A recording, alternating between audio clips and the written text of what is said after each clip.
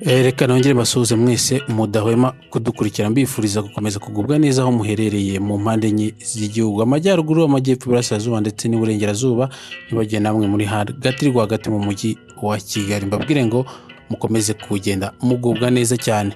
Uyu munsi rero tugiye kuganira ku mugani uvuga ngo yigize Syoli. Yigize Syoli ni umugani w'abaca ryari, biba byagenze gute, ese wakomotse kuki?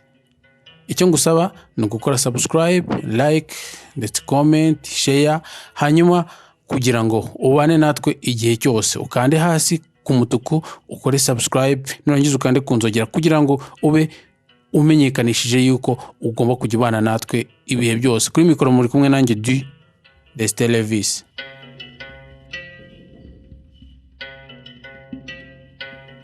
Yigize Syoli rero ni umugani baca iyo babonye umuntu wese wigize umushirasoni, incyanutsi kabuhariwe, akaba ikinani muri byose. Wakomotse kuri Syoli w'inyagahanga mu ntara yahoze ari iya Byumba ahagana mu mwaka w'1600. Syoli yabyirukiye ku Cyuru ku ngoma ya Mutara Semugeshi, abyiruka akunda guhiga ndetse aba umuhigi w'umukogoto, akica inyamaswa z'ishyamba kandi ntakangwe n'iz'inkazi zirimo intare, ingwe, imbogo n'izindi. Abandi bahigi baza kumurarika ngo bazajyane guhiga akabakabukana ngo ntibazi kurasa, ati nzajyana n'umuheto wanjye. Umugore we yamugiraga inama yo kujya yisunga abandi kuko nta mugabo umwe wigira.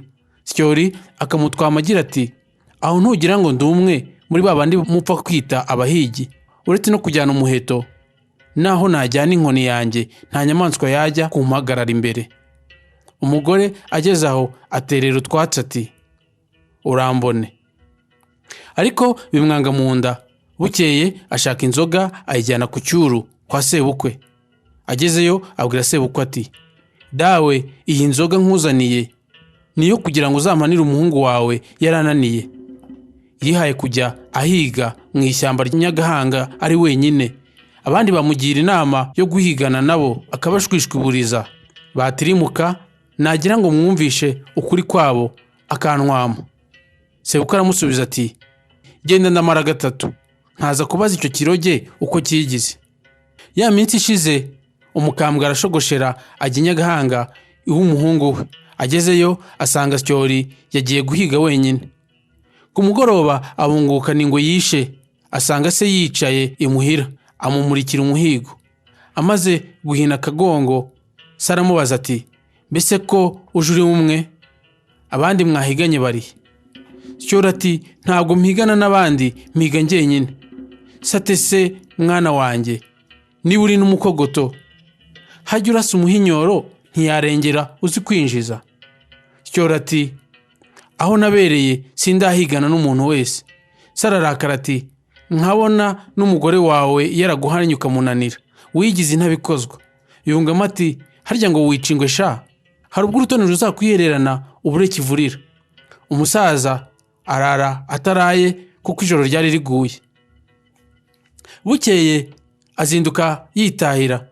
Amaze gutaha Syoli asigara ku nkeke yo kurega umugabo kuri sebukwe. Syoli arabisha abwira umugore we ati ubu ngiye mu ishyamba kandi sinjyana umuheto, ndajyana icumu n'inkoni yanjye nkuzanira intare, ariko nimara kuyikwereka wiyimbire. Syoli aturumbukana icumu n'umujinya wica inka. Ubwo hari ku kagoroba ageze mu ishyamba ajya kunama mu rucucu rwari munsi y'inzira. Agisutama urukwavu rumuturumbuka munsi, yiterera hejuru. Agiye igihunga aragwaguza, yishita ku icumu rye ryari rimushinze imbere, rimwahuranya umutima arahwera.